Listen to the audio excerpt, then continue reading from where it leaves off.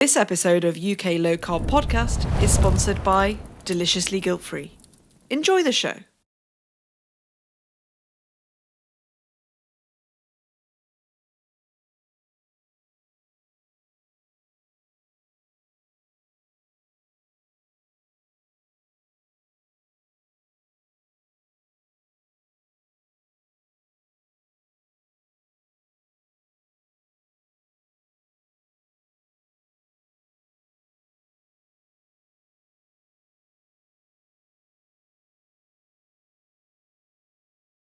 Welcome back to another Tuesday episode with my good friend Nikola Howard. Hi, Nikola.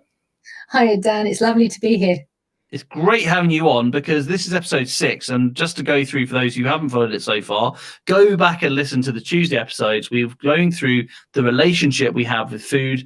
And that starts with the individual. So we talked about the physical relationship, the psychological, the spiritual with food. And when I say spiritual, I think that's a really, really good episode. I would have been a bit skeptical previously, but actually it was a very good episode. Then we talk about the kind of ecological, the sort of big environment around food and our relationship to our planet. We now talked last time about the societal relationship we have with food. And today we're getting a bit more kind of towards the individual again by talking about the familial relationship, the family, the friends, the people around us in our daily lives. So, where do we start with all that, Nikola? Well, we can start almost in the same place as we started with societal. Stodge plus sweets equals rewards, comfort, and treats. And again, that whole we have a glass of wine when we're celebrating, or a bottle of champers. We have birthday cakes, and when we are comforting ourselves, it tends to be the stodgy stuff. Now, where we talked about that as on a society level, we've accepted that as how we do it.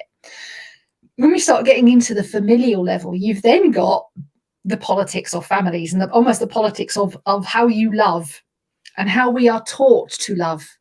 Which is itself a very fraught way. And this again links into the spiritual stuff around we develop patterns, or the psychological, we develop patterns that are given to us by our big people. We then get the choice whether we want to run those patterns or not. But of course, our families are possibly not ever been thinking about this. So they are running their patterns. If they see you're upset, they might offer you some cake because they know it makes you feel better. Or if a mum is with a child, or I'm going to probably keep this adult to adult rather than parent to child. We have a whole bunch of nurture things at an adult to adult, which connect us and bind us, that revolve around our food. And when you start being low carb, of course, you're massively breaking convention. And then people worry about that because, of course, change is a threat to the backs of our brains. People don't like change because change is unknown. And the thing that the backs of our brains want us to be in at all times is the known. They want you to know where you are so that we are safe. The backside of our brains, as I mentioned before, the backside of our brains' job is not to keep us happy. It is to keep us alive and safe right now. Yeah. So the backsides of their brain will react to you as a person changing, and then they might want you to not change, because if you change, how will they then be to you? They might lose you. You might go away. You might change. You might do all manner of things.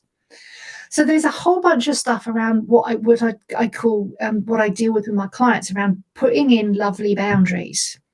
Okay. So shall we do a tiny bit? I need to learn this because I'm terrible with boundaries. So let's do a tiny bit of role play.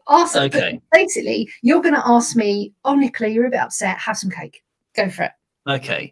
Can I just clarify? When I say I've got a problem with boundaries, that may sound terrible. I do personal space. I do all those things. But if somebody encroaches on my boundaries, I for social awkwardness and politeness will sometimes turn myself inside out and put myself at disadvantage to try to make sure that they feel it's my agreeableness level, which is too high sometimes. But okay, so let's role play this then. Yeah. So hi, Nikola, I haven't seen you for 20 years and now you've come over to my house. And do you remember all those great times we had 20 years ago? It was really good fun. And do you remember we used to bake cakes together? Well, I've baked that very special cake we used to always eat together. So here, I'm really playing this up, aren't I? So here is a slice of that cake that I've made specially for you. I call it the Nikola Howard cake with all your favourite things in it. Oh, I really shouldn't. Of course, nothing wrong with being naughty, Nikola. Come on. All right then. All right, let's have the cake. That is effectively that's a weak boundary. The fact that I said, oh, I shouldn't. Should means I don't want to, effectively. Yeah. So it's what's called a weak, and it's an invitation for someone to effectively break and violate the boundary. Does it mean I don't want to? Or is it more like I do want to, but I really shouldn't? So I I shouldn't is I shouldn't is I want to, but I have been told this is a bad behaviour, so I shouldn't. Yes. So ask me that stuff again. Okay, with as much kind of ladling on the guilt. Turn it down a tiny bit, but okay. Hey, Nicola, welcome on over. We're all eating cake. Here's a lovely slice I've just cut for you. Oh no, thank you. I'm good. You sure? It's got all your favourite things in it. Yeah. I'm absolutely sure. Thank you so much for thinking of me, but I'm good. Thank you. You're missing out. Seriously, if you don't eat this cake, you're going to be missing out on all this. Yeah, I know, but really, seriously, I'm good. Thank you so much for thinking of me. Okay, well, if you change your mind, it's over there, sitting there looking gorgeous, okay?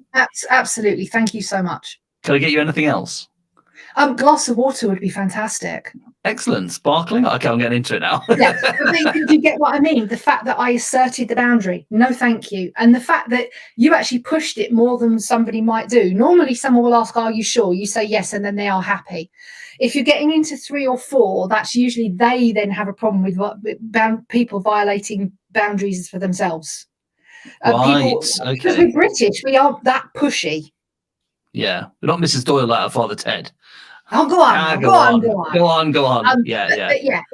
And there are people in our lives. My grandfather was a lovely example of this. He would not take my no for an answer.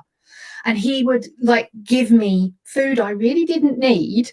And I would say, no, Grandad, I'm good. Thank you. I don't need it 30 times. And at the end of it, It was just easier to give in. And then I would basically give it to someone else or stick it in the freezer. And it would be whatever it was. It was sausage rolls. He's got some interesting relationship with food, hasn't he? Yeah. But Grandad's whole proposition was, I need to care for my women.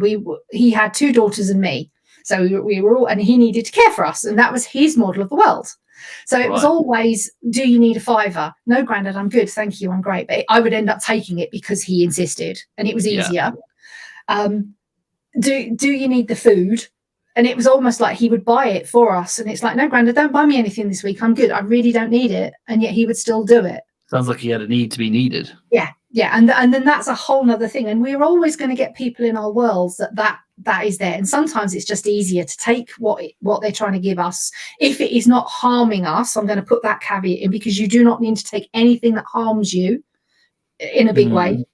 Yeah. You do not need to accept that as a human. But sometimes it's just easier to accept that what you're going to be taking isn't great and then giving it to someone else. Yeah, I appreciate that. So what about the kind of the relationship around food that we have with other people? Because let's be honest, that piece of cake's one thing. Being invited to somebody's house for dinner is a whole different thing when you're sat at the table and they serve you something you just can't eat. So I was in a situation in Kenya where I was low carb, keto actually, and it's probably the most success I've ever had, where I was 6 months straight, going to the gym regularly, felt amazing, on top of the world. And then I was given a meal of rice-based dish, and I was like, oh my goodness, I'm in Kenya. You can't really, when you're, be that fussy. And I did actually fast for the day before when they offered me rice as well. And the next day I just went for it in the end because I felt so awkward. And it's this social embarrassment. And it's like your relationship is damaged if you're saying almost, I'm rejecting you because I'm rejecting what you've made for me. There's, I wish food really was just sometimes simple and it was a chemical and it was just fuel, but it's really much more than that, isn't it? What do we do in those situations? Well, Kenya is an exception. So mostly the way I would handle that is, as a host, I would be mortified if someone didn't tell me that they had a need. I actually had a party once where we made bolognese for people, and we provided spaghetti and bread and whatever. And it was like, yes, everybody can eat this. Oh, we checked. You're allergic to mushrooms. You can't do this. You can't do that. Okay, that's cool. We made it with half pork and half beef. And someone rocks up and says, oh, I'm allergic to pork. Can't eat that. And I was and we'd made the effort. We had said, who is allergic to what? So there was no mushrooms in it. There was no onions in it. The things that people were allergic to were not in this meal. And yet they didn't tell me. And as a host, that annoyed me, because it could have just been so easy. We could have just made it with beef. Yeah, So of course. when you are being what you have, and again, if someone is vegan, they tell you they're vegan, and you wouldn't dream of giving them a meat meal.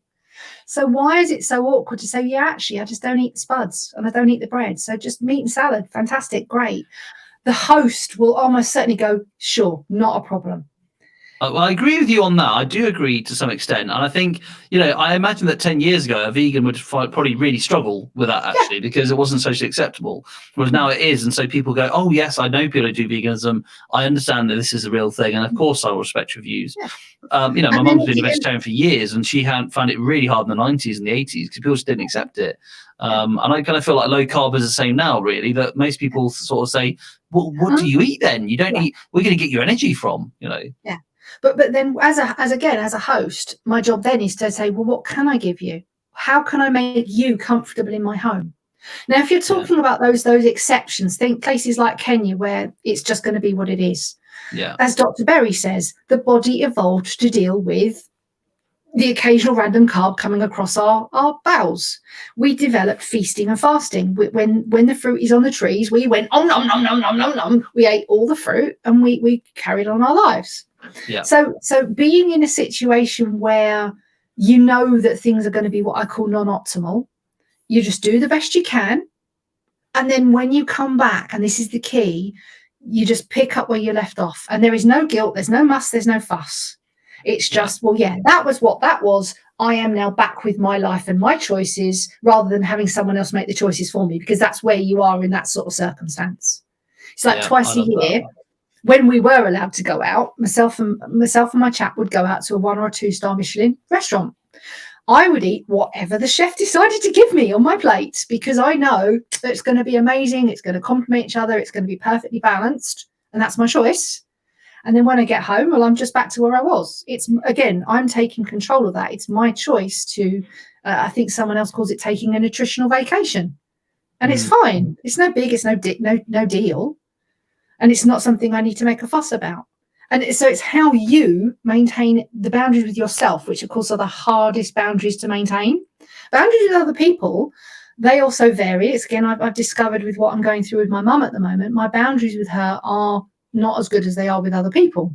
And that's stuff I've got to work on.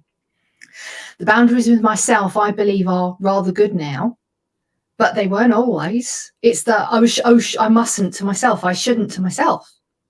Rather than, no, thank you. I don't need that. It's like I was describing the behaviour of I am bored, therefore I'm going to go and put things in my face, which is quite common. Very common. I will find myself going to the kitchen and opening the fridge, and then my choice kicks in and goes, well, there's nothing in this fridge that will solve the boredom problem, so I close the fridge and I walk away again. Interesting. So you've got another step. Yeah, I like it. That's really good. Yeah, just want to say then, I've kind of, there's so many things came up for me then. I just thought, there's so many relationship things that happen with me in food. It's almost coming back again to our kind of psychological, isn't it, when we did that episode before. But of course, it's bigger because people know us in a certain way. And I think actually one of the hard things sometimes is the change you're talking about. That people might see that you have made a change and you say, but you were the person who last week would have eaten the biscuit. You're the person this week who doesn't eat the biscuit. And change is hard for a lot of people. And I think in a way, you have to realize your relationship with yourself and what you want for you is the most important thing. You can't live for others in the way you live your life. You can be generous to other people. You can help other people, but you have to be true to who you want to be first. And I think that's the most important thing to define all your relationships. Yes, it's definitely the whole when you get on an airplane and you have the safety thing and they say, if in the result of a cabin depressurization, put on your own oxygen mask before turning to help other people. Without oxygen, we die. And it's that same boundary of if we are not assisting ourselves, I call it being ethically selfish. If we are not assisting ourselves to live the best life we can be, how the hell can we then assist everyone else? How can we be good contributing society members that lift other people up if we aren't even lifting ourselves up? Yeah. And I know, again, that could be viewed a tiny bit as victim blaming. It could be. But I view it as I am taking personal responsibility for my happiness, my energy, my health.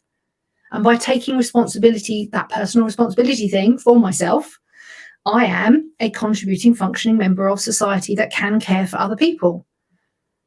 And which is one of the reasons why recently, with stuff that's been going on with my mum, I've been talking to my doctor and I've increased my blood pressure medication, because what's been going on there has caused me stress. That's meant I needed to work with my doctor to make sure I'm functioning so that I can then help her.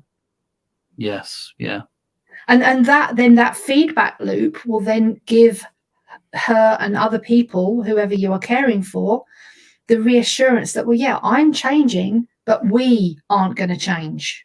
And yes, sometimes you definitely get with marriages mostly, where one or t'other of the parties changes, normally physically, but also mentally or emotionally. And the other person is very scared and will try and drag you back to.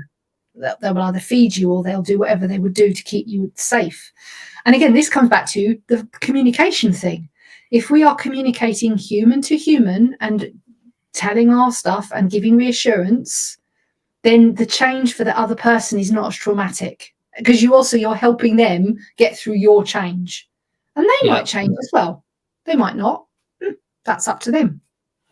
But again, it's interesting because they're probably, it's easier, just say if I'm not a hypothetical partner, it's easy for me to keep you the way you were than it is for me to also challenge myself to change. And that's how people respond to things, isn't it? It is. And so they find that very difficult. And actually, this comes up all the time. People often say, and I know you've had this experience as well, when you're caning down the Pringles or the sweets, nobody says a word. As soon as you put a bit of butter on your steak, they freak out as if you're going to kill yourself. But I think actually in some ways, apart from the fact it's the programming we've had from the, the education we've had for such a long time, I think it's also changed. It's like, but you're the person who always eats that thing. And that justifies me eating it as well. But you actually not, and tell me something else is healthy that I thought was wrong, that challenges my beliefs and I don't like it. Yeah. That whole, oh my God, you've done this, therefore I might have to change as well. Yeah. And again, if that person isn't ready for that change, they are going to fight you with your change. And sometimes for our health, we need to draw a boundary and disconnect from that person. There are definitely people I don't see as much as I used to, because A, I've outgrown them a bit, but B, also I know that some of the choices they make, while they are choices for them, they're not choices I want to be involved with. Yeah. And when they're trying to drag me back into that behavior, that's not good for me. So I have to draw that boundary. That boundary is sometimes easier to draw than others. If it's like a familial member, that's harder to do than if it's just a mate, because a mate is easy. It just sort of drifts and it's not a problem. Whereas if it's someone that is a close family member, especially, that's a harder boundary to draw. But unfortunately, again, we get quite gloomy with these. We have to look after our own ecology. And if that means you can't see that person as much as you used to, well, that's healthy for you as an organism. Yeah. Yeah. And actually, you have a choice in that too, don't you? That's the thing. You are actually empowered. I mean, when we're describing before going to the event and someone sort of pushing the cake on you, that's actually a bit of a power dynamic too, where you're basically saying that person's opinion is more important than your own for your body, and actually no one's opinion is ever more important than yours when it comes to your own health. That's the important thing. Definitely. I can also see how, I don't know about your medical conditions, but I don't actually have a medical condition apart from I need to lose some weight. Well, I want to lose some body fat. And so I think, in a way that's harder because people can give you advice then. Oh, when I was on a diet, I did X, Y, Z. All you need to do is, and of course, everyone's got advice. I suppose when you've got a medical condition in a way, you can almost say, no, actually, I'm going to put my boundaries up because it's a medical thing. I don't have the flexibility to have like a bit of a carb binge because the type 2 diabetes or whatever won't let me do that. And I think, that is where I suppose you have to be very firm on your boundaries to make sure you look after yourself. Yeah. I've definitely advised clients to effectively borrow the authority of their doctor and say, my doctor says I can't.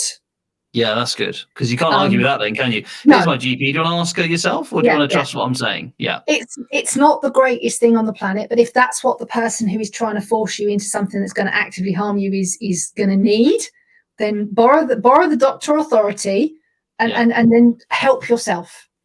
But when you are just fat, which, hey, it's everybody knows, as you say, everybody knows what we should be doing, which has only been advice for the last 50, 60 years.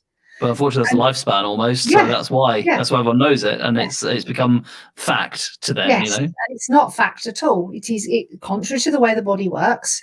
If you go backwards, and you asked your probably great grandmothers now, how did people get slender in between the two wars? Everybody knew that you just cut back on the spuds, cut back on the bread, cut back on dessert, and everything will work itself out. Yep. Yep. And it's actually in Dr. Spock's the baby nutrition book that was like when he did like 12 or 13 editions until very, very recently. And the advice in that, which I actually put in my third book, around there is no harm at all in restricting a child's desserts, is in that book. And it talks about if your child is getting a little bit more rotund than they should, you cut back on the spuds, you cut back on the bread, and there is no harm in not eating dessert. It actually says it in the book. And that was first written in the 50s. Wow. I love the fact that people think there is a harm in that. No dessert. He needs trifle, quick. Yeah. But it's fascinating. Again, this goes back up to the society level of what we believe is now appropriate. And and that in terms of humanity as an organism, 60 years is nothing. It's just a blink of an eye. An opinion, as much as fashion, changes. And the fact that this particular mythos has been so persistent is actually strange. We don't normally have this much persistent myth, apart from maybe Christmas and Father Christmas and various other bits and pieces. But in terms of it is persistent myth. But because of the structures we've created to perpetuate the myth, it persists. And also the money behind it helps a little bit, doesn't it? Really, let's be honest. Well, thank you so much for that. Is there anything else you wanted to say, though, about this sort of family dynamic and friendship dynamics that we have? I think in terms of progress, not perfection, you are not going to suddenly change the people around you's opinions to you. It might be a bumpy ride, but just remembering that no thank you is a complete sentence. You do not have to justify your choice to anyone. Just if someone offers you something and you don't want it, you are perfectly within your rights to say no thank you. And that's it. STFU. Nothing else. Wow, that is really, yes, you're right. I love what you just said. That's a complete sentence. I'm going to definitely take that on board because I'm somebody who is a no thank you because explanation, analysis. I hope you accept this reason because it's more polite now than if I just said no. But actually, that is really important. No thank you is polite, it's to the point, and it says what it means. That's it. Yeah. As is yes, please. Yes, please is also a complete sentence. Yeah. But no thank you here with boundaries is normally more appropriate for this conversation. But it is. You do not have to justify to anyone else your no. It's your no. It's your choice. Consent is king. Love it. Thank you, Nikola. Really powerful stuff there. We've had, 6 amazing episodes. And we're going to go and talk about where we go next. So have a lovely week and I will speak to you next week. Absolutely. It has been so much fun. And I would love to hear from your listeners. Well, what do they want us to talk about next? So, drop a thing in your group, UK Low Carb, or my group, Low Carb in the UK on Facebook. Do the usual stuff with comments. And I really look forward to getting into something else in the future. Thank you so much for having wonderful conversations with me, Dan. Cheers, Nikola. Take care. Have a great week. Bye.